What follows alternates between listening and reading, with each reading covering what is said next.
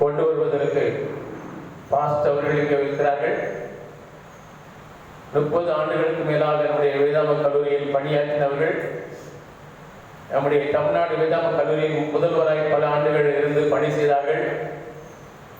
தொடர்ந்து அவர்களுக்கு அந்த முதல்வர் அந்த பணி முடிந்தவுடன் தேவன் ஏற்கனவே ஒழுங்குபடி கொடுத்திருந்த குளோபல் யூனிவர்சிட்டியுடைய இந்தியன் நேஷனல் டைரக்டராக இருப்பதற்கு அந்த பொறுப்பை கற்றுக் கொடுத்து இதுவரையிலும் அந்த பொறுப்பை திறம்பட செய்ய கர்த்தர் கிருபை தந்திருக்கிறார். எல்லா தேச தலைவர்களும் பாராட்டு விதத்தில் இந்த பணியை செய்து கொண்டிருக்கிறார்கள். அது மாத்திரமல்ல, நம்முடைய ஸ்தாபனத்துடைய காரியதரிசியாக பல ஆண்டுகள் பணி செய்தவர்கள் இப்படி பல்வேறு பொறுப்புகளில் மிஷன் டிபார்ட்மெண்ட் இருந்திருக்கிறாங்க, வாலிபர் டிபார்ட்மெண்ட் இருந்திருக்கிறாங்க, சிறுவர் டிபார்ட்மெண்ட், பல்வேறு டிபார்ட்மெண்ட்ல இருந்து தொடர்ந்து இப்பொழுது கர்த்தர் கொடுத்திருக்கிற இந்த சிறப்பான பணியை செய்து கொண்டிருக்கிறார்கள். அவர்கள் நம்மத்தில் இருப்பது நமக்கு ஆசீர்வாதமான ஒன்று. அவர்களை நாம் மத்தியில் அழைத்த போது இன்றைக்கு அவர்கள் வந்திருந்து கர்த்தருடைய வார்த்தையை கொடுக்க இருக்கிறார்கள். இந்த வேளையிலே மீதியா நேரத்தை கர்த்தர் அவர் கரங்களை விடுத்து பயன்படுத்தட்டும். கரங்களை தட்டி அவர்கள் வரவேற்கிறோம்.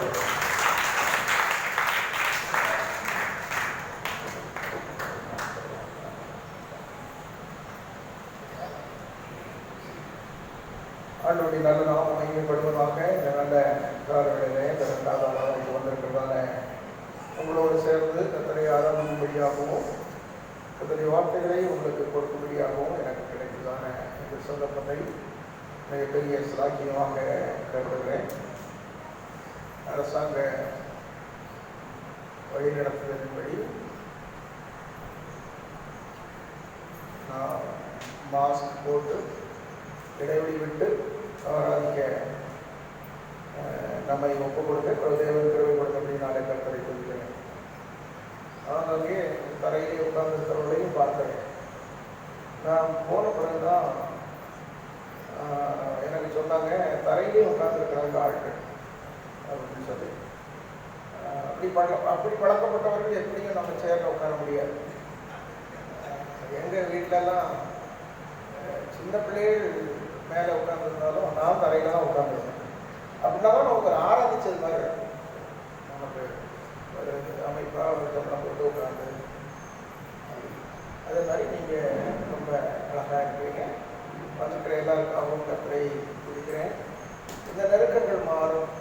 நம்முடைய வாழ்நாளில் நம்முடைய சந்ததியில் நாம் காணாத ஒரு நெருக்கம் மருமக்களுடைய பாவத்தினாலே வந்தது. எனவே ஏராளமான மக்கள் மத்தியிலே பார்க்கிறோம். ஜெபிக்கிறவர்கள் ஜெபிக்கிறார்கள், அழாதவர்கள் எழுதுகிறார்கள், தங்களை ஒப்புக் கொடுக்கிறார்கள். அப்படி இந்த வைரஸ் காரியங்கள், எதிர்பாராத வியாதிகள், மரணங்கள் மக்கள் மத்தியிலே பயத்தையும் நீதியும் உண்டாக்கி இருக்கிறார். நம்ம இதுவரைக்கும் பாதுகாத்த தேவனுக்கு ஸ்தோத்திரம், சுகத்தை தந்த தேவனுக்கு ஸ்தோத்திரம், நாம் சாகாமல் விளைத்திருக்க தேவன் தெரிந்து கொடுத்தபடினாலே ஆண்டவருக்கு ஸ்தோத்திரம்.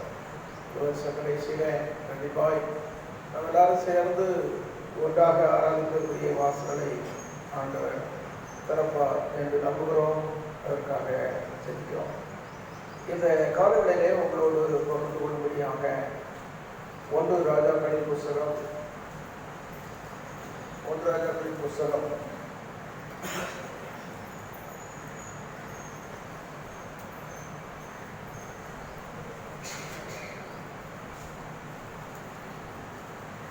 19வது அதிகாரம். 1 ராஜாக்களின் புஸ்தகம் 19வது அதிகாரம்.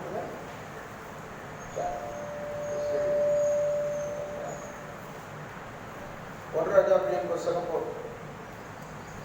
19வது அதிகாரம்.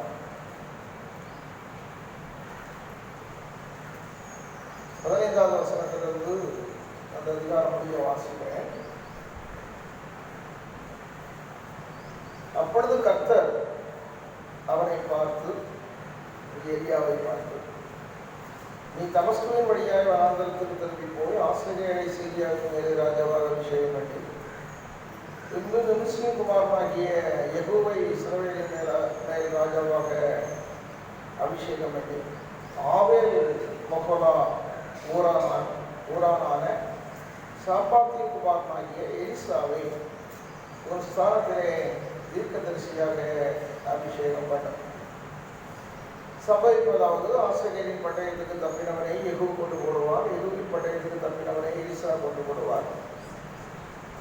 ஆனாலும் பாகாலுக்கு முடங்காதிருக்கிற முழங்கால்களையும் அவனை முத்தம் செய்யாதிருக்கிற வாய்களையும் உடைய 7000 பேரை இஸ்ரவேலிலே மீதியாக வைத்திருக்கிறேன் என்றார்.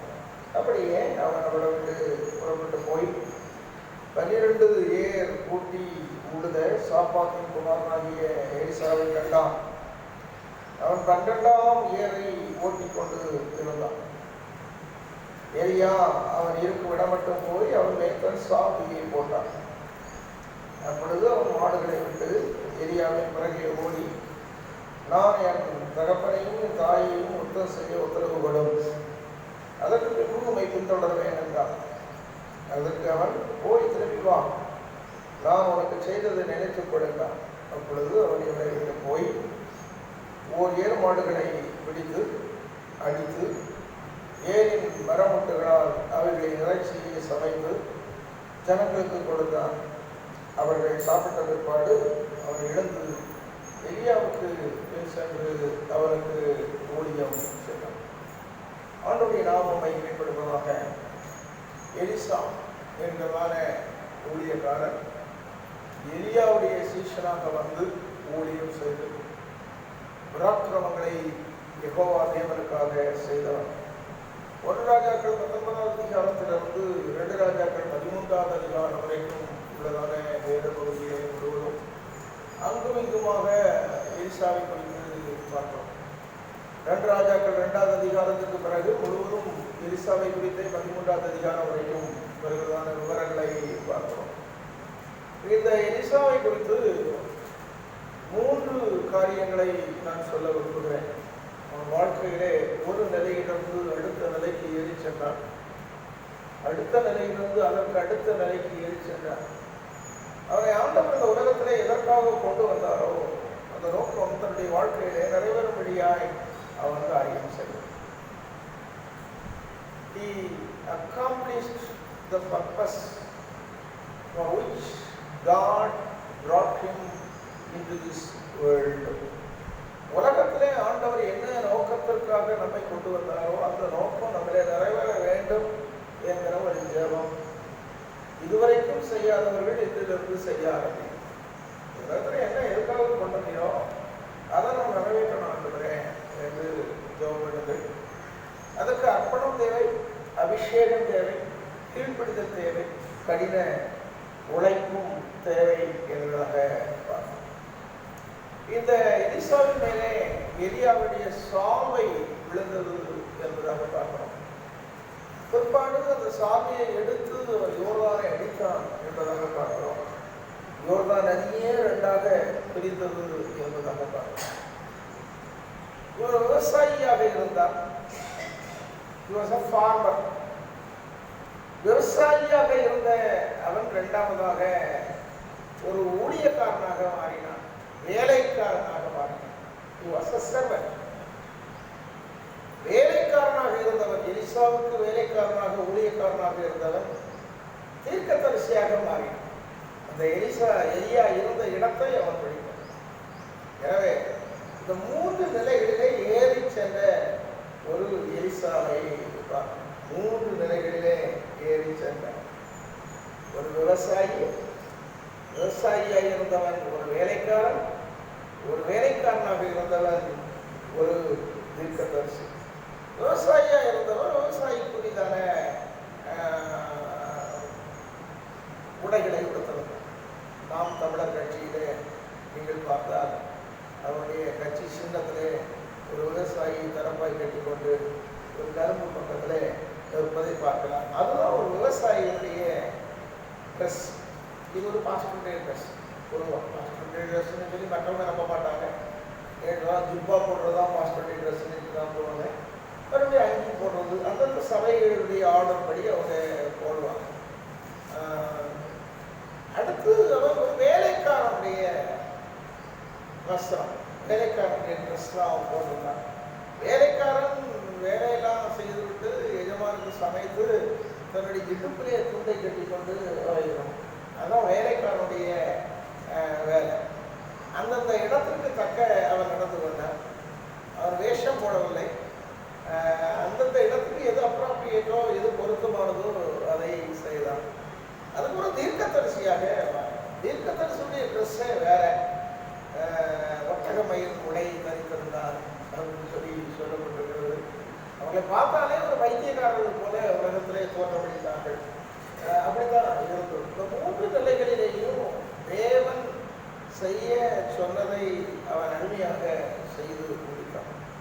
நான் சொல்லுவேன், அவன் மேல் விழுந்ததான அந்த சால்வை அந்த மாற்றத்தை உருவாக்கியது. இந்த மாதத்திலே முதல் நாளிலே வந்திருக்கிறதான நம்ம பரம சால்வை இன்றைக்கு விழுவதாக. கர்த்தருக்கு ஸ்தோத்திரம். அல்லேலூயா. 16வது வசனத்தை மறுபடியும் 19வது வசனத்தை மறுபடியும் வாசிக்கிறேன்.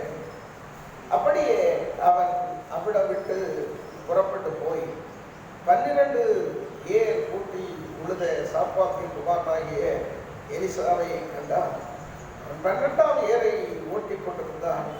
எலியா அவன் இருக்கும் இடம் மட்டும் போய் அவன் மேல் தன் சால்வையை போட்டான். அல்லேலூயா. வானத்தை அண்ணாந்து பார்த்து வலது கரத்தை உயர்த்தி ஆண்டவரே சொல்லுவோம், ஆண்டவரே என்ற புதிய மாதத்தை தந்து இந்த 10ஆம் மாதத்தை முடித்து 12ஆவது மாதம் வரைக்கும் கொண்டு வந்திருக்கிறீர்கள். ஆண்டவரே என் மேல் ஒரு சால்வை விட வேண்டும். ஆண்டவரே கர்த்தாவே, அந்த எலிசாவின் மேலே சால்வை விடுந்த போது ஒரு மிகப்பெரிய அபிஷேகம் அவரை ஆட்கொண்டது போல இதுவரைக்கும் இல்லாத ஒரு அபிஷேகம் என்னை ஆட்கொள்ளணும். ஆண்டவரே, ஓ ஹல்லேலூயா. நல்லா சொல்லுங்க, நல்லா ஜெபம் பண்ணுங்க.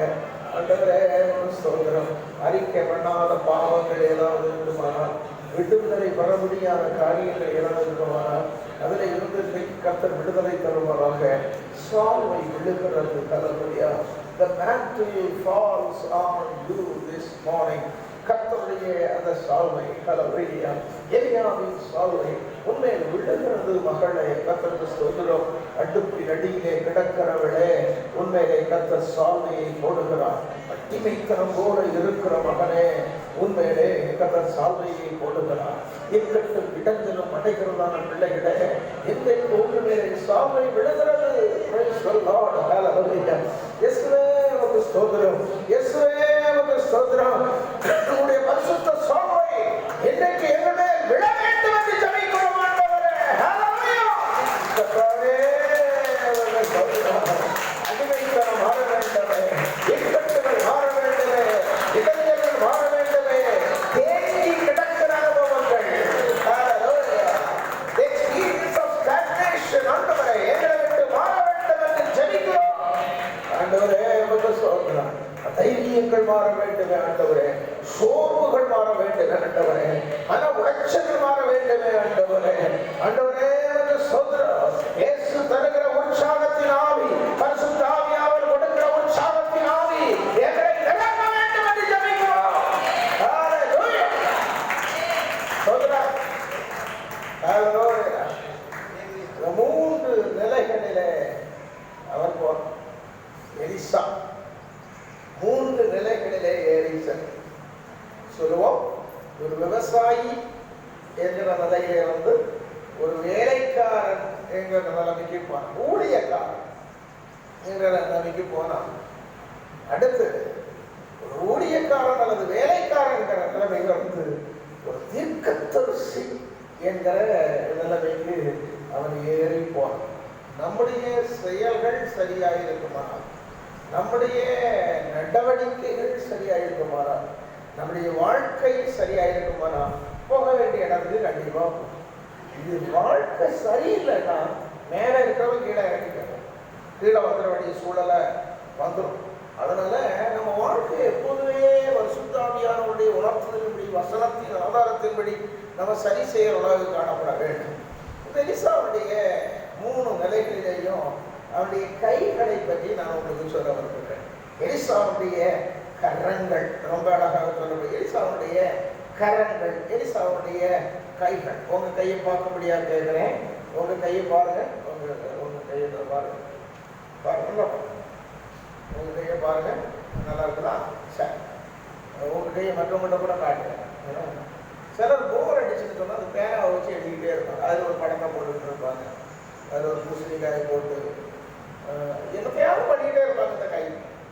அந்த கை இன்னைக்கு குடிச்சிட்டு வந்து தீபினா அதனால் கை நல்லா. சிலர் வந்து இந்த கையில் இந்த வரலுக்கு இடையில ஓட்டை இருக்கிறதானே பார்ப்பாங்க. அப்படின்னா அப்படி ஓட்டை இருந்ததுன்னா கையில் காசு தங்காதுன்னு சொல்லுவாங்க. அது நீ நல்லா சாப்பிட்டா சதை நல்லா பருக்கும், இடவெளி இல்லாமல் இருக்கும். அதாவது எலும்பு மாத்திரம் தனியாக தெரியும். அதை அப்படி சொல்லி எழுவாங்க. மாப்பிள்ளை பார்க்க போகும்போது அப்படிதான் பார்ப்பாங்க. அவன் கையை பாரு, அவன் ஓட்ட கையை நாடி பாரு அப்படின்னு சொல்லி. அதான் அந்த காலத்தில் அவன் கையை பாரு, கை ஓட்ட கையெல்லாம் அவனுக்கு பொண்ணு கொடுக்காது, அவன் ஓட்ட கையை அவன் கையில் காசு தங்காது. இப்போ ஒரு மாப்பிள்ளை கிடைச்சா போதும்னே அடிக்கணும்.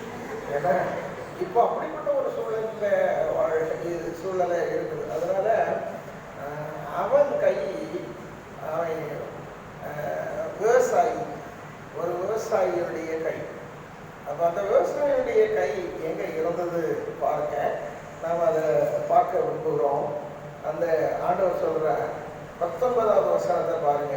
அப்படியே அவன் அவ்விடம் விட்டு புறப்பட்டு போய் 12 ஏர் பூட்டி உழுத சாப்பாத்தின் குமாரனாகிய எலிசாவை கண்டான். அவன் 12ஆம் ஏரை ஓட்டி கொண்டு இருக்கிறான். அவன் மேலதான் அந்த சால்வை விழுந்தது. நீ எங்க இருந்தாலும் நம்ம செய்ய வேண்டிய கடமைகளை நம்ம சரியா செய்யணும்தா நம்ம மேல கர்த்தருடைய சால்வை கண்டிப்பா விழும். நீங்க தோசை சுட்டாலும் உங்க மேல விழும், நீங்க இட்லியை வச்சுட்டு இருந்தாலும் விழும், நீங்க வெஜிடேரியனா இருந்தாலும் விழும், நீங்க நான் வெஜிடேரியனா இருந்தாலும் விழும், நீங்க வயல்ல இருந்தாலும் விழும், நீங்க ரோட்ல இருந்தாலும் விழும், நீங்க கார் ஓட்டினாலும் விழும். கர்த்தருடைய சால்வை உங்க மேல விழும். கர்த்தருக்கு சொல்றேன். ஹல்லேலூயா. இருதயத்தை ஆயத்தப்படுத்துங்க. ஆண்டவரே, உங்க சால்வை பேனா பிடிக்கிற கையா இருந்தாலும் உங்க கை ஸ்ட்ராங்கா அந்த பேனாவில் இருந்தா கர்த்தருடைய சால்வை உங்க மேல கண்டிப்பா விழும். கர்த்தருக்கு ஒரு பிசினஸ் பண்ற ஆளா இருக்கலாம், உங்க மேல கர்த்தருடைய சால்வை விழும். இவனுடைய கை ஏர் பிடித்து கொண்டு இருந்தது, கலப்பையை பிடித்து கொண்டிருந்தது. கலப்பை பிடிக்கிறதான சாதாரண விவசாயி அல்ல, அவன் ஒரு பெரிய விசுவாசி. அவன் பண்ணை, ஒரு பண்ணையார் என்று சொல்லுவார்கள். 12 ஏர் அவனுடைய வயலில் உழுது. அதாவது இந்த காலத்தில் டிராக்டர் வைத்து உழுது மாதிரி 12 ஏர் போய்கொண்டே இருக்கிறது. இதில் இவன் கடைசி ஏற விடுறான். உழுகிறவர்களுக்கு தெரியும், எனக்கு உள்ள தெரியும், நான் உழுதுருக்கிறேன். ஆக அந்த உழுது கொண்டே போகும்போது 12வது ஏற விழுகிறான். கடைசியில வர்றவன் ஜாக்கிரதையா இருக்கணும். முன்னால அந்த கேப் விட்டு உழுதுகிட்டே போனான்னு சொன்னால் இவன் அதை சரி பண்ணி அப்படி உழுதுகிட்டே போகணும். அவ்வளவு சதையாய் வேலையை செய்யக்கூடியவன். நீங்க செய்கிற வேலையை சரியா செய்யுங்க. 7 மாதம் கொரோனா வந்தது, வீட்டிலே அடப்பட்டு கடந்து சோம்பலாக போனவங்களும் உண்டு, ஏகப்பட்ட சோம்பேறிகளாக போனதும் உண்டு, நாசமாக போனவங்களும் உண்டு. ஆனால் ஐயோ வந்துட்டுதே அப்படின்னு சொல்லி அடைச்சிக்கிட்டு பழைய பொழுதுபோக்குகள்லாம் விட்டுக்கிட்டு ஆண்டவர் தான், வசனம் தான், பாட்டு தான், ஆறாவது தான், முழங்கால் தான் அப்படின்னு சொல்லி இருக்கிற ஆட்களும் உண்டு. எப்போதும் இந்த ஃபோனை வச்சு யார்த்தையாவது சொல்லி யாரையாவது புரணி பண்ணிட்டு இருக்க ஆட்களும் உண்டு. அப்படி பண்ணிக்கிட்டு இருந்தால் அந்த சால்வை விழாது. பார்த்தது எலியா வரமாட்டான். எலியாவை போய் அவனுக்கு மேலே சால்வையை போடுன்னு சொல்லி ஆண்டவர் சொல்ல மாட்டாரு. ஆனால் இன்னைக்கு இன்னும் வாய்ப்பு இருக்கு, இன்னும் ஒரு வாய்ப்பு இருக்கு. இந்த மாசத்துல 30 நாள் இருக்குது, அடுத்த மாசத்துல ஒரு 31 நாள் இருக்கு, 61 நாள் இருக்கு. இன்னைக்கு அந்த ஒரு நாள்ல அரை நாள் இன்னைக்கு போய்க்கிட்டோம். அது இன்னும் ஒரு 60 நாள் உங்களுக்கு இருக்கு. இந்த 60 நாள்ல இந்த வருஷத்துல ஆசீர்வாதம் நம்ம மேல வந்து விழணும். இன்றைக்கு அந்த சால்வை விழணும்னு சொல்லி நான் ஜெபம் பண்ணிட்டு வந்துட்டேன். இன்றைக்கு அந்த சால்வை உங்க மேல விழணும், ஒவ்வொரு வேலையை விழணும். நீங்க என்ன வேலையை செய்றீங்களோ அந்த வேலையை தீர்க்கமா செய்யுங்க. கலப்பை மேல உங்க கை இருக்கட்டும். கர்த்தருக்கு ஸ்தோத்திரம். ஹல்லேலூயா. கொட்டாய் விட்டுக்கிட்டே குக்கரை காலையில் அடுப்ப வைக்கிற நீ நல்ல பல்லு விளக்கி முகத்தை கழுவி அந்த பால் குக்கரை காலில் கொண்டு வச்சுக்கிட்டு ஐயோ இது வக்குமோர் அடிக்கிற வேலைப்பா, அதே வராதப்பா, அந்த எப்படிப்பட்டதான் நிலைமையில் இருக்கிறதா, எது மாறுதல் இருக்காதோ. It's a time of transition in our life. அதனால செய்யக்கூடியதை தீர்க்கமாக செய்ய கர்த்தர் தருவார், கிருபை தருவாராக. இந்த குளோபல் யூனிவர்சிட்டி வேலைகள் கடந்த 15 ஆண்டுகளாக ரொம்ப தீவிரமாக நடக்குது. இப்படி ஒரு 14 புஸ்தகம் உங்களுக்கு தெரியும், சொல்லியிருக்கிறேன். படிக்கன்னு சொல்கிறேன். படிக்க சொன்னால் எந்த பிள்ளைகள் படிக்கிறது? ஒன்றும் படிக்காது. நீங்கள் படிப்பீங்களா? ஆனால் இப்போ மறுபடியும் சொல்கிறேன், முதல் ஆராதனையில் வந்து 20 பேர் சேருங்கன்னு சொல்லியிருக்கேன், சேருவாங்க. இந்த ஆராதனையில் ஒரு 20 பேர் கண்டிப்பாக சேருங்க. அப்ளிகேஷன் திரும்பவும் கொடுங்க. இது 16 வருஷத்தே படிக்கிறதுக்கு 800 ரூபா தான் உங்களுக்கு ஃபீஸு. மொத்தத்தில் ஒரு வருஷத்தில் முடிச்சிடலாம். அதனால் மறுபடியும் படிங்க.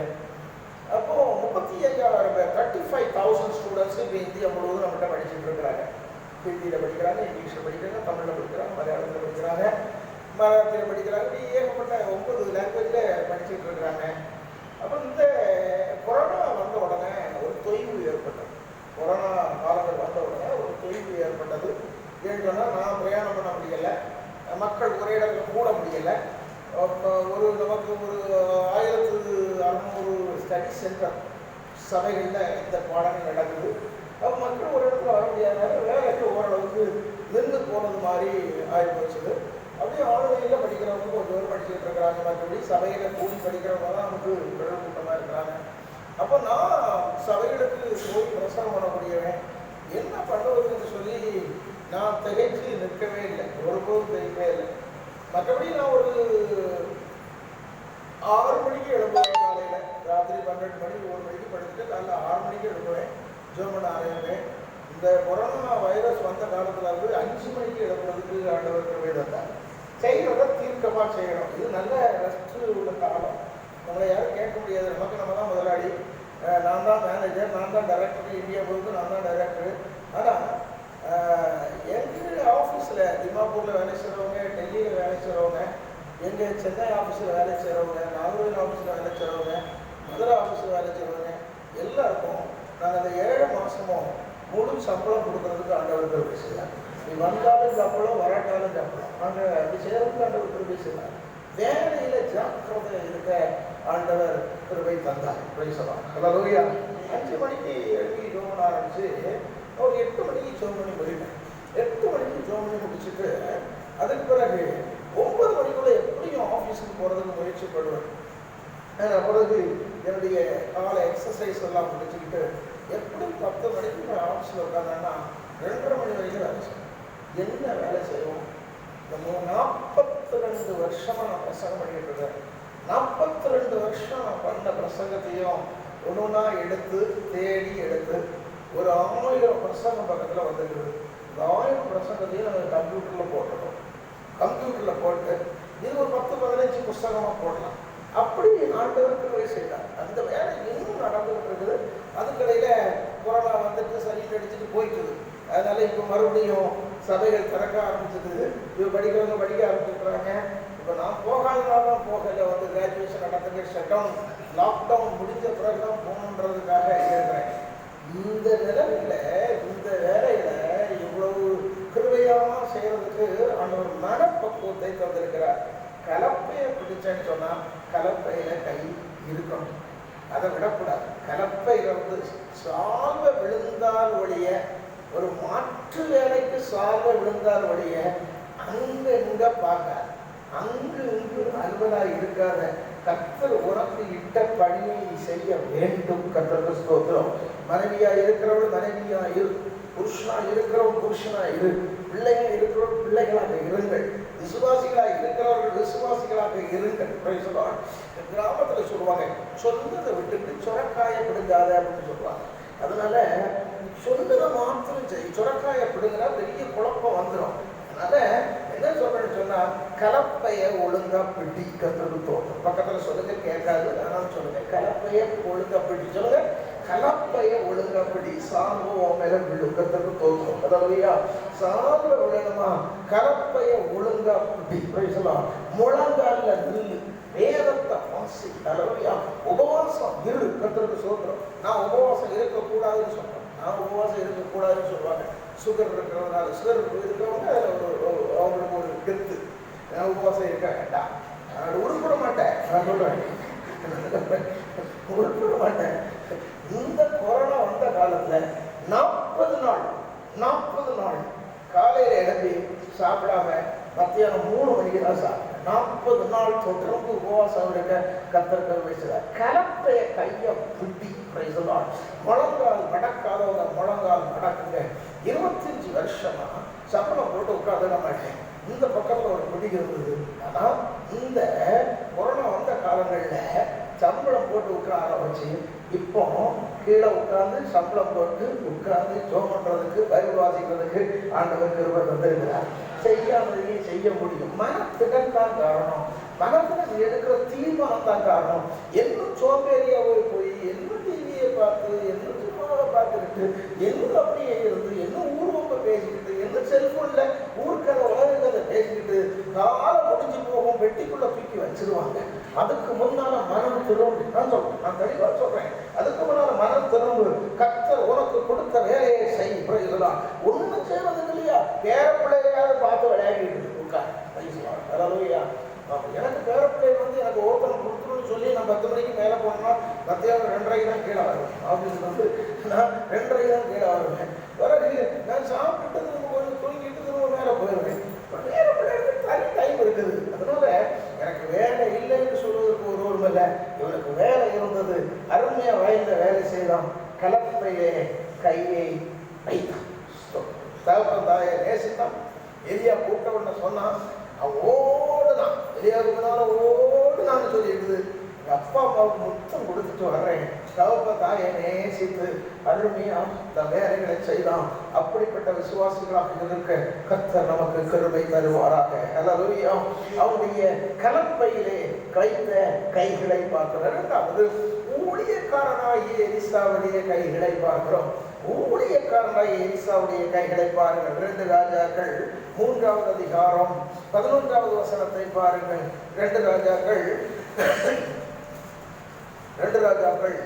3வது அதிகாரம் 11வது வசனத்துல ரொம்ப அழகாக சொல்லப்பட்டிருக்கிறது.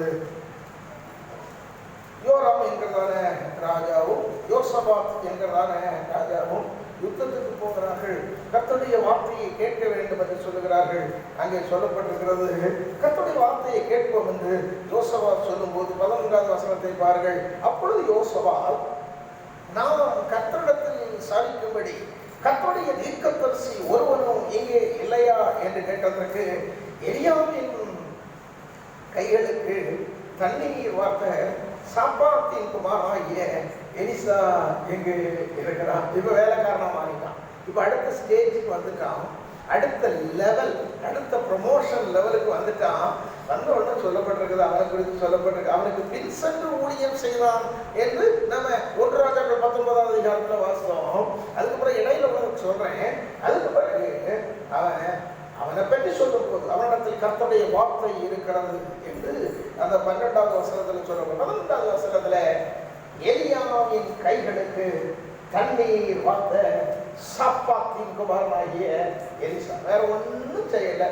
இவன் கையில கலப்பையில கை பிடிச்சவன் இப்ப அடுத்த வேலை என்ன தெரியுமா?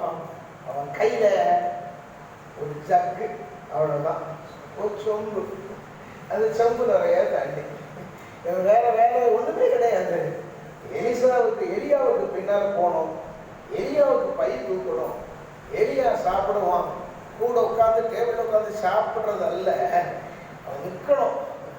எலியா சாப்பிட்டு வந்த உடனே செம்புல தண்ணி இருக்கும், அதை கொண்டு, அல்லது மக்கில் தண்ணி இருக்கும், அல்லது மக்கு தானே, ஆமாம், மக்கில் தண்ணி இருக்கும். அந்த தண்ணியை கொண்டு இவருக்கு என்ன செய்யணும்? கையில் ஊற்றணும். கை கிடவுறதுக்கு தண்ணி ஊற்றணும். இப்பவும் அதை செய்யறான். இப்போ நம்ம சாப்பிட்டு வந்தா அங்கே ஒரு ஆளை நியமிச்சு வச்சுருக்கிறாங்க, அவங்க கை ஊற்றுறாங்க. நமக்கு கொஞ்சம் கஷ்டம் வரும். கொஞ்சம் கொடுத்து நானே ஊற்றிக்கிறேன், கொஞ்சம் தாராளமாக ஊற்றும், ஜலத்துக்கு கொஞ்சம் போல ஊற்றும், நமக்கு அழுப்பு போகாது. அதனால கொஞ்சம் தாராளமாக ஊற்றுவோம்னு சொல்லி நம்ம ஊற்றுவோம். ஆனால் என்ன சொல்றேன்னு சொன்னால் அது மரியாதை. அதான் அந்த ஊழியக்காரன் வேலைக்காரன் தாழ்மை அந்த அளவுக்கு தன்னை தாழ்த்தி செம்ப மாத்திரம் கையில் பிடிச்சது. பைபிள் ஸ்கூலில் வரப்படிதான மாணவர்களை பற்றி நான் சொல்லுவேன். பைபிள் ஸ்கூலில் 33 வருஷம் நான் பாஸ்டராக இருந்தேன், டீச் பண்ணேன். பாஸ்டராக இருக்கு. ஒரு 3000 பேர் என்கிட்ட படிச்சிருப்பாங்க. முதல் வருஷத்தில் வரும்போது ரொம்ப பாவமாக வரும். மீசம் முளைச்சிருக்காது. அப்புறம் மீசை முளைக்கும், வருவான். அப்புறம் அவங்க முதல் வருஷம் வரும்போது தோத்திரம் பண்ணான்னா அழகாக தோத்திரம் பார்த்த 2 கையை கும்பிட்டு பிரேஸ் நாட் மாஸ்டர் அப்படின்னு சொல்லுவோம், ரொம்ப அழகாக சொல்லுவோம். 2வது வருஷம் வந்துட்டாங்கன்னா ஊருக்கெல்லாம் போயிட்டு அங்கெல்லாம் போயிட்டு செமஸ்டர்லாம் முடிச்சு 2வது வருஷம் தானா ஸ்தோத்திரம் மாஸ்டர் கை பெரிய சலிப்பெட்டிக்கு மாதிரி வந்துடுவான். அதாவது 3வது வருஷம் போயிட்டான்னா ரொம்ப இறங்கிடுவான். ஸ்தோத்திரம் மாஸ்டர் நெஞ்சில் கை வச்சுவான். நான் பார்த்த பிழைப்பே என் பக்கத்தில் வந்துக்கிறான் ஸ்தோத்திரம் அப்படின்னு சொல்லி வந்துடுவான். 3வது வருஷம் முடிச்சுட்டு பாஸ்டராக போவோம். பாஸ்டராக போனால் வயிறு வந்துடும், மனைவி வந்துடும், மனைவிக்கு வயிறு வரும், இவனுக்கு வயிறு வரும், எல்லாம் பெரிய வருவாங்க, நல்லா சாப்பிடுவான். அப்படி எல்லாம் இது பண்ணிக்கிட்டு வந்துட்டு திரும்ப நம்மளை கேம்பஸ் பக்கத்தில் வந்தாங்கன்னா ஹாய் பாஸ்டர் அப்படின்னு நான் கொஞ்சம் தராரான பாஸ்டர்னு என்ன சொல்லுவாங்க. நான் அப்படி நினைக்கல, என் மனசில் இருக்கிற டக்குன்னு சொல்லிடுவேன். I speak my mind out. அதனால் அப்படி என்கிட்ட படித்த ஒரு தம்பி இப்போ ஒரு பாஸ்டராக இருக்காங்க, வேற பிள்ளைகள்லாம் இருக்கவருக்கு. ஆனால் அவர் எஸ்ஐபிசிக்கு போகிறார், சதரிஷா பேங்காலுக்கு பெங்களூருக்கு போகிறார். எங்கிட்ட 3 வருஷம் படிச்சுட்டு அங்கே போகிறார். அங்கே போயிட்டு ஒரு செமஸ்டர் ஹாலிடே லீவ் ஒரு 4 மாதத்துக்கு பிறகு மதுரை பைபிள் காலேஜ் கேம்பஸுக்கு வரேன். பைபிள் காலேஜ் கேம்பஸுக்கு வந்தால் என்ன பார்த்தோன்னே ஹாய் பாஸ்டர், நான் உடனே எனக்கு எந்த ஊர் ஞாபகம் வந்துச்சு. நான் சொன்னேன் இலையை கையை வெட்டி கொடுவேன் அப்படின்னு சொன்னேன். கும்பிட்டா வந்தான். ஃபஸ்ட் இயரில் எப்படி கும்பிட்டாலும் அதே கும்பிட்டே போயிட்டு இருக்கான். விசுவாசிகளை கொஞ்சம் பழக்கும் போது இந்த பணிவு எல்லாம் கொஞ்சம் குறைஞ்சு போகுது. இந்த பணிவு, பக்தி, இந்த அன்பு, உண்மையான பாசம் அது கொஞ்சம் குறைஞ்சு போகுது. லேசா வச்சு சரி ஒரு தலையாட்டோட லாய்க்கு மட்டும் வராது. செம்பு பிடிக்கணும், செம்பு பிடிச்சிட்டே ஏன் பிடிச்ச கைதான், விவசாயம் செய்த கைதான். உமையில சாப விழுந்து இருக்குது. கத்தருக்கு சோத்திரம். உமையில சாபே கத்தரை போட்டிருக்கிற சாப விழுது. நவம்பர் மாதம் 1ஆம் தேதி உமையில சாப விழுது. சாப விழுகிறதுனால ஜாக்கிரதையாக இப்ப அடுத்த லெவல்ல நீ ஊழியக்காரனாக இருக்கிறாய், ஊழியக்காரியாக இருக்கிறாய். பணி விடைக்கணும் உனக்குள்ள வரட்டும். ஹல்லேலூயா.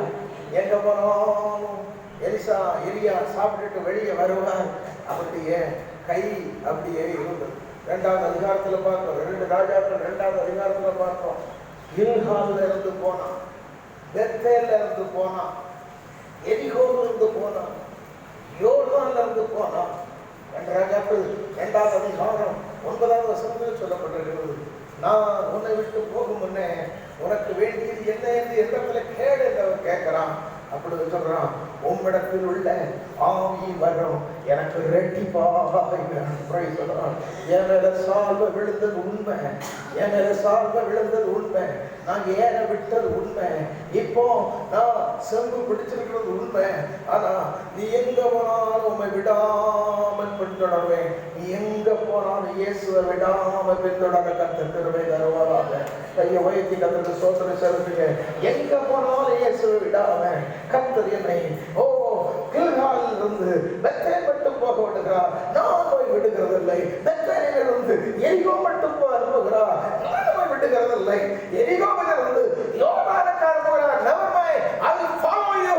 நான் உம்மை பின்பற்றுவேன், நான் உம்மை விட மாட்டேன். அப்படி பின்பற்று. செம்புதான் பிடிச்சிட்டு இருக்கிறார். அந்த அனுபவங்கள் எல்லாம் கில்கால் எகிப்து நெந்தை புரட்டி போடப்பட்ட அனுபவம், பெத்தேல் கர்த்தருடைய வீடு என்கிற அனுபவம், எரிகோ சுகந்த வாசனை என்கிற அனுபவம், யோர்தான் மேலிருந்து கீழாக பாய்கிற தாழ்மையின் அனுபவம். எந்த அனுபவத்தை கடந்தாலும் நான் விட்டு போகவே மாட்டேன். கேட்கிறான், உம்மிடத்துல ஆவி வரும், எனக்கு ரெட்டிப்பா வேணும். இதுவரைக்கும் மகளே மகனே, நீ பெற்ற அனுபவத்திலிருந்து ரெட்டிப்பான அனுபவத்தை இந்த மாதத்திலே பெற வேண்டும். கையை கும்பிட்டு ஆண்டவர்கிட்ட சொல்லுங்க, ஆண்டவரே ரெட்டிப்பான அனுபவம், ரெட்டிப்பான ஜெப அனுபவம், ரெட்டிப்பான தாழ்மையின் அனுபவம், ரெட்டிப்பான ஆவியின் அழைப்பின் அனுபவம் எனக்கு வேணும். நான் தீர்க்க தரிசனம் சொல்லணும்ப்பா, நான் குணமாக்கு வரத்தை பெற வேண்டும் ஆண்டவரே. நான் அந்நிய வார்த்தையை வியாக்கியானம் பண்ணணும் ஆண்டவரே. ஆண்டவரே எனக்கு அந்த கிருபைகளை கிடைத்தான், என் மேல சால்வை விழுந்தது உண்மை. ஆனா இப்பொழுது எலியா மேல போகிறான். சால்வை கீழே வரும்போது நான் எலியாவை பார்க்கணும், சால்வையை நான் கையில பிடிக்கணும். கர்த்தருக்கு ஸ்தோத்திரம். அல்லேலூயா. சொல்லுங்க, நல்லா சொல்லுங்க, அல்லேலூயா. சால்வை கீழே வரும் மகனே, சால்வை கீழே வரும் மகனே. உன் மேல போடப்பட்டு எழுதப்பட்ட சால்வை. இவ்வளவு நாள் நீ வழிபடை ஊழியம் செய்தபடினால, இவ்வளவு நாள் அர்ப்பணித்து ஊழியம் செய்தபடினால, ஓ ஹalleluya, எலியா மேலே போகிற காலத்திலே அந்த சால்வை கீழே வருகிறது. The mantle is falling upon you. Come on, take hold of it. அதை எடுத்துக்கொள், அதை பிடித்துக்கொள், அற்புதத்தை செய்வோம். ஹalleluya. எலிசாவுடைய கையை பார்த்தா, ஏற்படுத்த கை, செல்வம் பிடிச்ச கை, பெருமை இருக்கும். அந்த கையை பாருங்க, இப்போ தீர்க்கதரிசியா மாறும்போது அங்கே நடக்கிறதான காரியத்தை பாருங்க. ஹalleluya. Praise the Lord. ஹalleluya. 9வது வசனத்திலிருந்தே வாசிப்போமே. அவர்கள் அக்கறைப்பட்ட பின்பு, 2 ராஜாக்கள் 2:9. அவர்கள் அக்கறைப்பட்ட பின்பு எலியா எலிசாவை நோக்கி, நான் அவனுக்கு எடுத்துக்கொள்ளப்பட வந்தேன், நான் உனக்கு என்ன செய்ய வேண்டியது என்ன கேள் என்றான். அதற்கு எலிசா, உம்மிடத்தில் உள்ள ஆவி வரும், ரெட்டிப்பா எனக்கு ரெட்டிப்பாய் கிடைக்கும்படி வேண்டுக. சேஷ்ட புத்திரமாகும் போல கிடைக்கணும். அதுதான் அதுக்கு விளக்கம். சேஷ்ட புத்திரமாகும் போல கிடைக்கும். 5 பிள்ளைகள் இருந்தாலும் சொத்தை 6 பங்கா வைப்பாங்க. மூத்தவனுக்கு 2 பங்கு, இளையவனுக்கு மற்ற பிள்ளைகளுக்கெல்லாம் ஒவ்வொரு பங்கு. 3 பிள்ளைகளுக்கு தான் சொத்தை 4 பங்கா வைப்பாங்க. மூத்தவனுக்கு 2 பங்கு, மற்ற பிள்ளைகளுக்கு ஒவ்வொரு பங்கு. எனக்கு சேஷ்ட புத்திரமாக போல உள்ளத்தோட ஆவியின் வரோம் எனக்கு வேணும், ரெட்டிப்போம் வேணும். அப்படி கேட்கணும். அப்படி ஊழியத்தை செய்ய விரும்புகிறேன். அப்படியே ஊழியம் செய்யலாம். 13 அற்புதங்களை செய்யலாம். இந்த எலிசா 13 அற்புதங்களை செய்யலாம். அப்போ அப்படி கேட்கிறான். அப்ப எலிசா சொல்றான், அதற்கு அவன், அரிதானதை கேட்டால் உன்னை விட்டு நான் எடுத்துக்கொள்ளப்படுகிறேன். என்னை நீ கண்டால் உனக்கு கிடைக்கும், இல்லாவிட்டால் கட்டாயம். அவர்கள் பேசிக்கொண்டு நடந்து போய், இதோ அக்னி ரதமும் அக்னி குதிரைகளும் அவன் நடுவாக வந்து இருவரையும் பிரித்தது. எலியா சுழற்காற்றிலே பரலோகத்துக்கு ஏறி போனான். கூடையே போனதுனால, கூடையே இருந்ததுனால எலிசாவை கண்டான். 12வது வசனத்துல அதை எலிசா கண்டு, என் தகப்பனே, என் தகப்பனே, இஸ்ரவேலுக்கு ரதமும் குதிரை வீரருமாக இருந்தவரே என்று புலம்பினான்.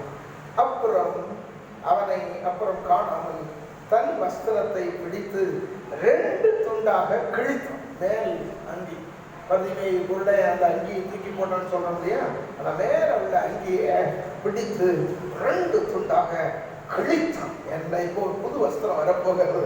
13வது வசனம், பின்பு அவன் எலியாவின் மேலிருந்து கீழே விழுந்த சால்வையை எடுத்து திரும்பி போய் யோர்தான் நதிக்கரையிலே நின்றார். ஹல்லேலூயா. உடைய பழைய சால்வை கிழிக்கப்பட வேண்டும். உடைய பழைய வஸ்திரம் இன்றைக்கு கிழிக்கப்பட வேண்டும். 2 கையை உயர்த்தி ஆண்டவர்கிட்ட சொல்லுங்க, என் பழைய வஸ்திரம் இன்றைக்கு கிழிக்கப்பட வேண்டும். நல்லா சொல்லுங்க, ஆண்டவரே, என் பழைய வஸ்திரம் இன்றைக்கு கிழிக்கப்பட வேண்டும். என் நீதியெல்லாம் அழுக்கான கந்தை ஆண்டவரே, ஆண்டவரே, என் சுய நீதியெல்லாம் இன்றைக்கு கிழிக்கப்பட வேண்டும். என் சுய பெருமையெல்லாம் இன்றைக்கு கிழிக்கப்பட வேண்டும். என் சுய பலமெல்லாம் இன்றைக்கு கிழிக்கப்பட வேண்டும். உன்னதத்திலிருந்து வரும் பலனினாலே நாம் கற்பிக்கப்பட வேணாக்கும். ஹல்லேலூயா. இன்றைக்கு வானத்திலிருந்து என் மேல ஒரு நாள் விழுந்த அந்த சால்வை இப்பொழுது என் கையில வரப்போகிறது. ஏன் பிடித்த கையிலே, ஹல்லேலூயா. ஓ, கலப்பையை பிடித்த கையிலே, ஸ்தோத்திரம், ஹல்லேலூயா. செம்பு பிடித்துக் கொண்ட கையிலே இப்பொழுது அந்த அபிஷேகம் நிறைந்த எலியாவே, ஓ ஹல்லேலூயா, அந்த சால்வை கையிலே இவருக்கு கிடைத்தது. ஹல்லேலூயா. பழைய வஸ்திரத்தை செடி எந்த சால்வையை கையில பிடிக்க முடியும். ஹல்லேலூயா. எந்த சால்வையை பிடித்துக் கொண்டிருந்தா நடக்கிறது இல்லை தெரியுமா? யோர்தான் வரைக்கும் போனாங்க. அவன் திரும்பி யோர்தானிலிருந்து திரும்பி வர வேண்டும். அவன் போகும்போது ஏற்கனவே எலியாவுடைய சால்வையை முறுக்கி யோர்தானை அடித்தான். தண்ணி பிரிந்தது. ஆனால் மறுபடியும் தண்ணி ஓடிக்கொண்டு இருக்கிறது. ஆனால் எலிசா அந்த பக்கத்துல வந்த உடனே அந்த சால்வையை பிடித்தான். அவன் கைகளில் இப்போது சால்வை இருக்கிறது. கையை வைத்து சொல்லுங்க, என் கைகள் அந்த சால்வை வேணாண்டவரை, என் கைகள் அந்த சால்வை வேணாண்டவரை, கலப்பையை பிடித்த இந்த கைகளில, சொம்பு பிடித்த இந்த கைகளில, அப்பா அந்த சால்வை வேணும் ஆண்டவரே, அற்புதத்தை செய்யும் சக்திகள் வேண்டும் ஆண்டவரே, தீர்க்க தரிசனம் உரைக்கிறத வரம் வேண்டும் ஆண்டவரே, பாஷையில கைக்காரம் பண்ணுகிற வரம் வேண்டும் ஆண்டவரே, அறிவை உணர்த்தும் வசனம் வேண்டும், மக்களுடைய இருதயத்தில் உள்ள காரியங்களை வெளிப்படுத்துகிற வரம் வேணும் ஆண்டவரே. ஹல்லேலூயா. இப்ப யோர்தான் ஓடிக்கொண்டிருக்கிறது. கொரோனாவே ஓடட்டுமே, மரணமே ஓடட்டுமே, மரண யோர்தான் ஓடட்டுமே. கையில சால்வை இருந்தா மகளை உன்னை பராக்கிரமசாலியாக கர்த்தர் பயன்படுத்துவார். ஓ ஹல்லேலூயா. பயங்கர பராக்கிரமசாலியாக கர்த்தர் பயன்படுத்துவார். ஓங்கி அடித்தார். ஹல்லேலூயா. எலியாவின் தேவன் எங்கே என்று சொல்லி அவனை அடித்தான். அப்பொழுது யோர்தான் இரண்டாக பிரிந்தது. இந்த மாதத்திலே கர்த்தர் உங்களுக்கு ஒரு அற்புதத்தை செய்வார். ஹல்லேலூயா. எந்த எல்லைகளிலே கரங்களை கொட்டி கர்த்தரை மையப்படுகிறேன், எந்த எல்லைகளிலே உங்களுக்கு அற்புதம் வேண்டுமோ அந்த எல்லைகளிலே கர்த்தர் அற்புதத்தை செய்வார். கர்த்தர் அற்புதத்தை செய்வார். கர்த்தர் அற்புதத்தை செய்வார். The Lord will do a miracle in your life. You will perform a miracle in your faith. Hallelujah. Hallelujah. விசுவாசத்தில் நீ செய்ய முடியும் மகளே, விசுவாசத்தில் நீ செய்ய முடியும் மகளே. ஹல்லேலூயா. இப்பொழுது கலப்பையை பிடித்த எலிசாவே, செம்பு பிடித்து ஊழியம் செய்த எலிசாவே, இப்பொழுது உன் கையில ஹல்லேலூயா சால்வை இருக்கிறது. இந்த சால்வை, ஓ ஹல்லேலூயா, சவுலை போல சாமுவேல் சால்வையை பிடித்து கிழித்த சால்வை அல்ல. ஹல்லேலூயா. ஓ ஹல்லேலூயா. திருடி கொண்டு வந்தானே ஒரு பாபிலோனிய சால்வையை, அந்த ஆகாண்டிய சால்வை அல்ல, இது பரலோகத்தின் சால்வை. கிருபையினாலே உன் மேல விழுது. ஹல்லேலூயா. ஓ ஹல்லேலூயா. கிருபையாலே இந்த சால்வை விழுகிறது. ஸ்தோத்திரம். எந்த யோர்தானை கண்டு பயப்படாத. மரணம் உன்னை ஒன்றும் செய்யாது, வியாதி உன்னை ஒன்றும் செய்யாது, விபத்துகள் உன்னை ஒன்றும் செய்யாது. அதை முறுக்கி அடி இயேசுவின் நாமத்தினாலே கர்த்தர் ஜெயம் தருவார். Hallelujah. Praise the Lord. Hallelujah. தீர்க்கதரிசியாகிய எலிசா, விவசாயியாகிய எலிசா, வேலைக்காரனாகிய எலிசா, இப்பொழுது சால்வை கிடைத்த பொழுது அந்த தீர்க்கதரிசியாகிய எலிசா, 2 ராஜாக்கள் 2வது அதிகாரத்திலிருந்து தொடர்ந்து 13வது அதிகாரம் வரைக்கும் வாசிக்கிறோம். 13 அற்புதங்களை செய்யும். 13 அற்புதங்களை செய்யலாம். அவன் செத்த பிறகு கூட எலும்புகள்ல வல்லமா இருந்தான். அவன் ஒரு இடத்துல புதைச்சிருந்தாங்க. அப்பொழுது இஸ்ரவேல்ல ஒருத்தன் செத்து போனான். அவனை அடக்கம் பண்றதுக்கு கொண்டுட்டு வராங்க. அப்பொழுது சீரியாவுள்ள பட்டாளம் வருது. அந்த பட்டாளத்தை கண்ட உடனே செத்து போன பிரதேசத்தை தூக்கிட்டு போனேன் தப்புன்னு ஒரு இடத்துல போட்டுட்டு ஒரே ஓட்டமா ஓடிட்டான். எதிர் நாட்டில் உள்ள அந்த பட்டாளத்துக்கு பயந்து போய், அந்த தண்டுக்கு பயந்து போய் ஒரே ஓட்டம் ஓட்டான். அந்த செத்த பணம் எதிர விழுந்துன்னு சொன்னா, எலிசாவை எங்க புதைச்சிருந்ததோ அந்த இடத்துல விழுந்தது. எலிசாவுடைய எலும்பு வெளியே தெரிந்தது. எலிசாவுடைய எலும்பு பட்டு அவன் உயிரோட எழுதினான். அவனுக்கு அந்த வல்லமை ஆண்டவர் கொண்டப்பா. சாவையின் வல்லமை. கலப்பை பிடிச்ச கை, செம்பு பிடிச்ச கை, இவன் சால்வை பிடிச்சது சொன்னா, நீ செத்தாலும் மற்றவங்களை உயிரோடு எழுப்பதற்கு கற்றுக்கிறதுனா நீயும் உயிரோடு எழுப்புவ அப்படின்னு சொல்லுவாங்க. ஒன்றவனை சேதப்படுத்தாது, யோகானை சேதப்படுத்தாது, முறுக்கி அட்டி இயேசுவின் நாமத்தினால எழுந்திருக்கிற வெளிசூரிய கட்டுகளை இன்னைக்கு அட்டி, மாந்திரிய கட்டுகளை அட்டி, பெருகிற வாதங்களை அட்டி, எதிர்த்திருக்கிற ஆவிகளை அட்டிக்கு சொல். இயேசு கருணை தருவா. ஹல்லேலூயா. Praise the Lord. ஊழியங்களை செய்து கொண்டே இருக்கும் அவனுடைய காலத்துல. Price the Lord. ஹல்லேலூயா.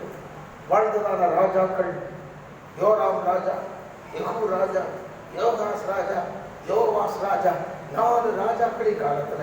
ஹல்லேலூயா. யோவாஸ் ராஜாவுடைய காலத்துல இந்த எலிசா மரணம் அடைய போகிறான். அந்த சமயத்துல அவனுடைய கை செய்த காரியத்தை சொல்லி நான் ஜெபிக்க விரும்புகிறேன். 2 ராஜாக்கள் 13வது அதிகாரம். Price the Lord. ஹல்லேலூயா. 2 ராஜாக்கள் 13வது அதிகாரத்துல. Praise the Lord. Hallelujah. Praise the Lord. Hallelujah. 13வது அதிகாரத்துல 14வது வசனத்திலிருந்து வாசிக்கிறேன். 2 ராஜாக்கள் 13வது அதிகாரம் 14வது வசனத்திலிருந்து. அவன் நாட்களில் எலிசா மரணத்துக்கு ஏதுவான வியாதியாக கிடந்தான். அப்பொழுது இஸ்ரவேலின் ராஜாவாகிய யோவாஸ் அவனிடத்துக்கு ரொம்ப மோசமான ராஜா, அவனிடத்துக்கு போகிறான். அவரிடத்துக்கு போய் அவன் மேல் விழுந்து அழுது, என் தகப்பனே இஸ்ரவேலுக்கு ரதமும் குதிரை வீரனுமாய் இருந்தவரே என்றான். அல்லது எலியாவுக்காக எலிசா எப்படி அழுதானோ அப்படியே இந்த ராஜா இவனுக்காக அழுகிறான்.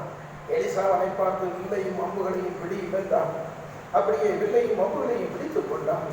அப்பொழுது அவன் இஸ்ரவேலின் ராஜாவை நோக்கி, உம்முடைய கையை வில்லின் மேல் வையும் என்றான். அவன் தன் கையை வைத்த போது எலிசா தன் கைகளை ராஜாவுடைய கைகளின் மேல் வைத்து கிழக்கே இருக்கிற ஜன்னலை திறவும் என்றான். அங்கே கிழக்கே ஒரு ஜன்னல் இருந்தது.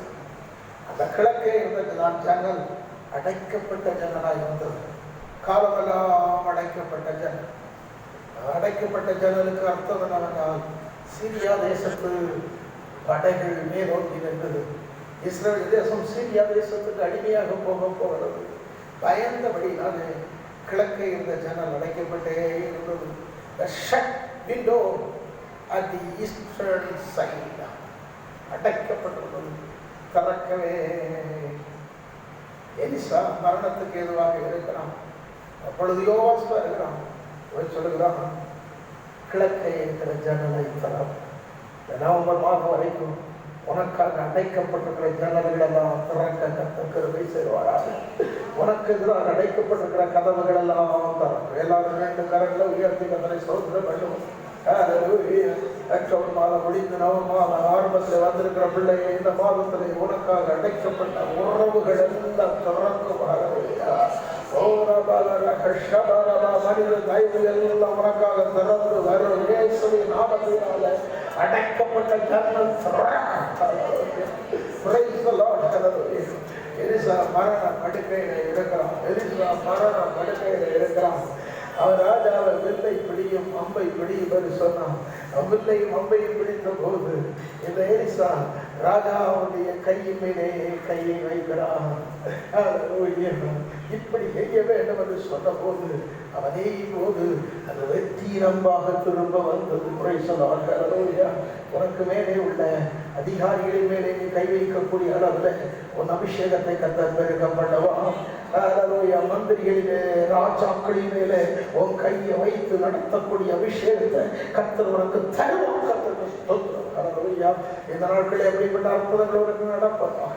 அடைக்கப்பட்ட கதவுகளை நாம் திறக்கும். எல்லாரும் எளிமையா இருப்போம், ஜெபம் பண்ணுவோம். ஸ்தோத்திரம் ஆண்டவரே, ஸ்தோத்திரம் ஆண்டவரே, ஸ்தோத்திரம் ஆண்டவரே. எங்கள் தகப்பனே முதலாமத்துக்கு ஸ்தோத்திரம். எங்கள் தகப்பனே முதலாமத்துக்கு ஸ்தோத்திரம்.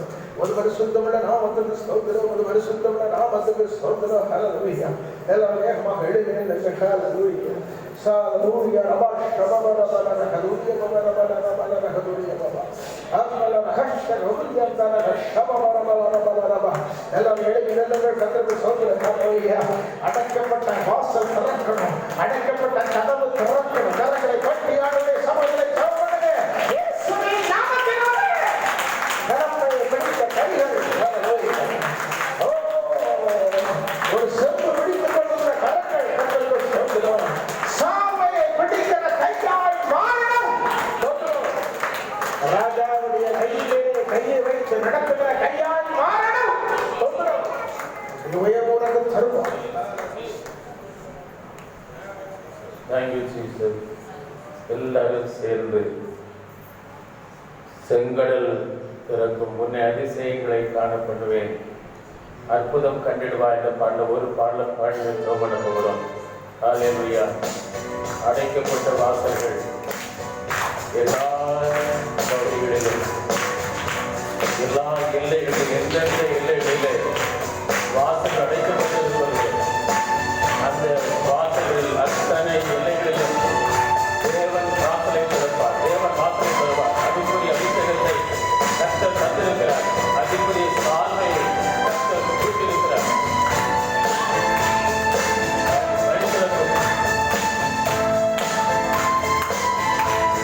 எல்லாரும்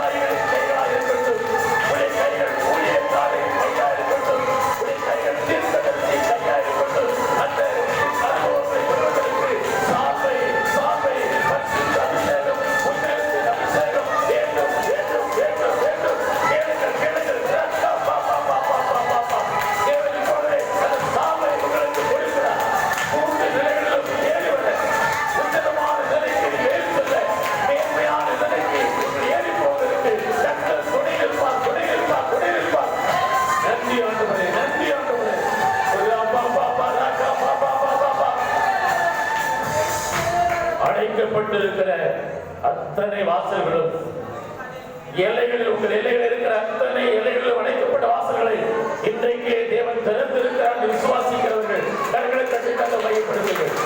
நன்றி ஆண்டவரே, எங்கள் மகா பரிசுத்தமுள்ள நல்ல ஆண்டவரே, உம்முடைய மகிமை சாதனையை நீர் திருச்சபை மக்கள் அனைவர் மேலும் இந்த வேளையிலே ஆண்டவரை போட்டிருப்பதற்காக நன்றி. உடைய சாபை உடைய பிள்ளைகள் மேல் விழுந்திருக்கிறதற்காக சோத்திரம். அவருடைய வீடுகள் மேல் விழுந்திருக்கிறதற்காக சோத்திரம். உடைய பிள்ளைகளின் குடும்பத்து மேல் விழுந்திருக்கிறதாய் சோத்திரம். ஆண்டவரே, எந்தெந்த வாசல்கள் அடைக்கப்பட்டிருந்ததோ அத்தனை வாசல்கள் திறக்கப்பட்டு பிள்ளைகள் ஆசீர்வாதங்களை காண கர்த்தர் கிருபை செய்வதற்காக சோத்திரம். இன்றைக்கு எங்கள் மத்தியில் உடைய வார்த்தையை கொண்டு வந்து தீர்க்க தரிசன வார்த்தையோடு கூட எங்களோடு ஆண்டவரை பேசியதற்கு பயன்படுத்தின உடைய தாசரை, ஊழியர்களை, குடும்பங்களை அதிகமாக ஆசீர்வதிக்கும்படி ஜெபிக்கிறோம். மகிமையான காரியங்கள் தொடர்ந்து நடக்கட்டும். உடைய வருகை வரைக்கும் ஆண்டவர் வாழ்ந்து உடைய மகிமையான ஊழியத்தை செய்து மையப்படுத்த கிருபை தாருவதாக. இந்த குளோபல் யூனிவர்சிட்டியில் ஆண்டவரை படிப்பதற்கு வேண்டிய வாஞ்சியை பிள்ளைகளுக்கு தந்திருக்கிறேன். கடந்த நாட்களிலே அவைகள் நிறைவேறாமல் போனாலும் இனி வரும் நாட்களிலே அதை செவ்வையாய் செய்து நடத்துவதற்கு தேவையான பொறுப்பான ஆட்களை தந்து ஒவ்வொருவரும் அதை சிறப்பாய் செய்வதற்கு கர்த்தர்களை நடத்துவதற்காக நினைவு செலுத்துகிறோம். தொடர்ந்துள்ள திருவிருந்தாரனை ஆசீர்வதித்தாலும் உடைய பிள்ளைகள் ஒவ்வொரு மேலும் உங்களுடைய உன்னதத்தில் சாபையை ஆண்டவர் விதித்து அனுப்புவதற்காக சொல்கிறோம். பெரிய காரியங்களை செய்யுங்க. இயேசுவின் நாமத்தில் ஜெபிக்கிறோம் ஜீவனுள்ள நல்ல பிதாவே, ஆமென், ஆமென். அப்படியே நாம் உட்காருவோம். திருவிருந்து ஆராதனை இருக்கிறது.